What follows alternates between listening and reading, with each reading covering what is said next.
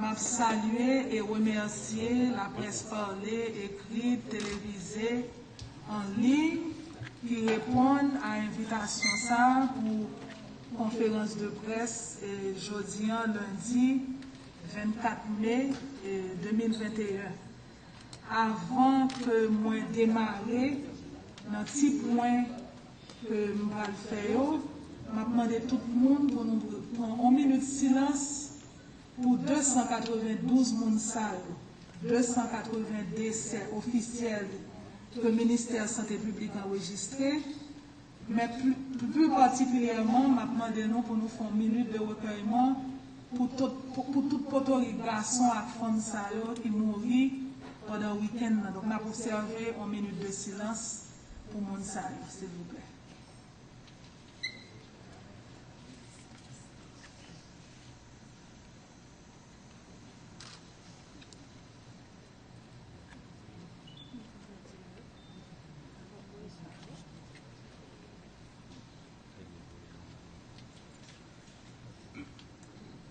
Merci. Alors, Jean, lettre d'invitation à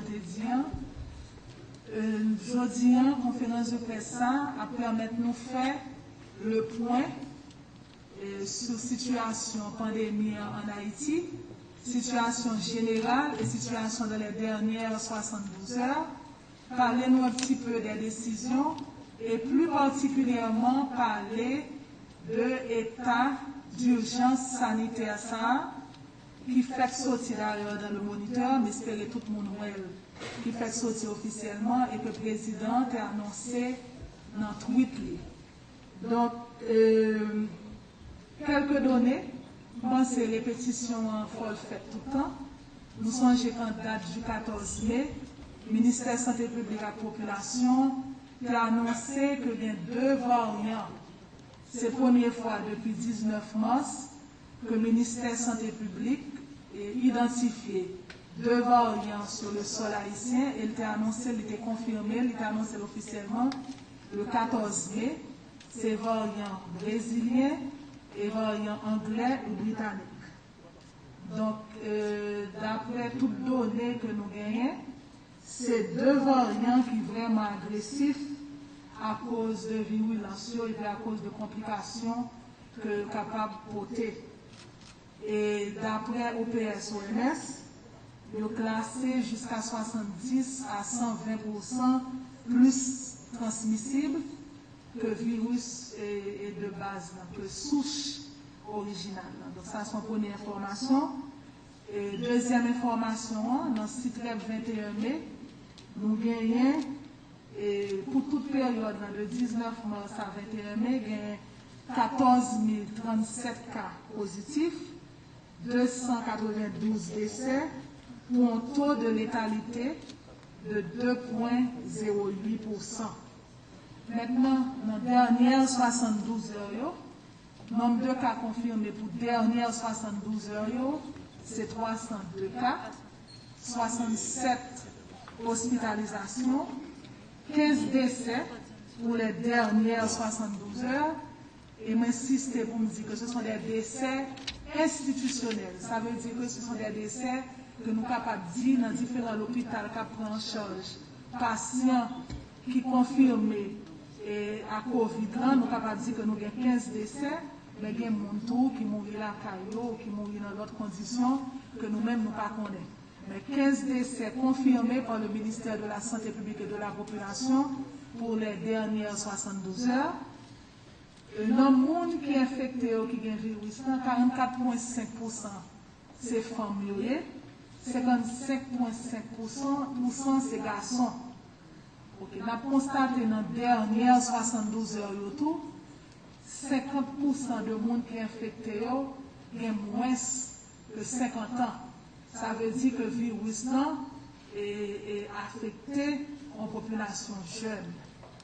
75% dans les gens qui mourent dans les dernières 72 heures, c'est des gens de plus de 50 ans et qui gagnent des comorbidités.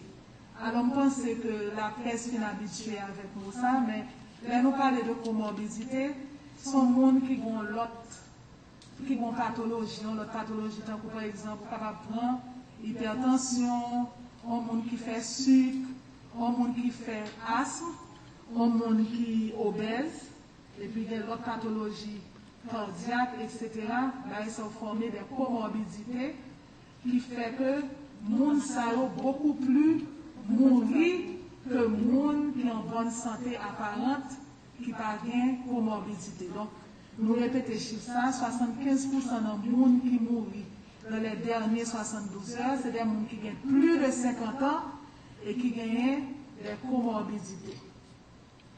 Maintenant, en épidémiologie, vous avez différents stades dans la pandémie.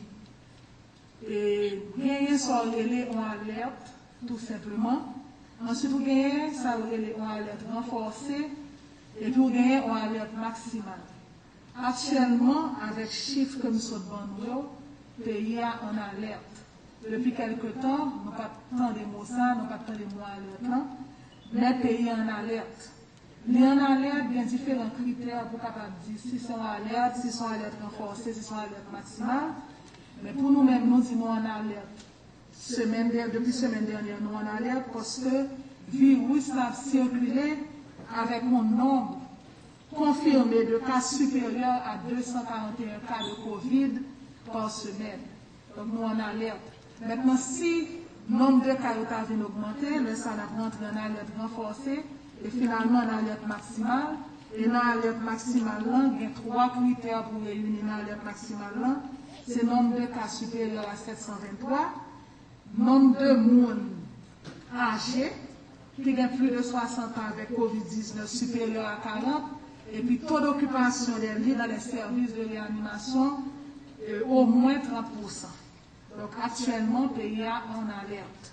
Et c'est justement pour ça que nous voyons que dans l'état d'urgence sanitaire, nous prenons pour 8 jours, mon petit Jean a avancé, bien que ce n'est pas un moment ça pour parler de ça, mais après c'est parce que le pays est en alerte qui fait nous prendre l'état d'urgence sanitaire pour 8 jours, pour nous capables de continuer à évaluer la situation et puis pour nous renouveler l'état d'urgence si tu as une nécessité pour nous faire.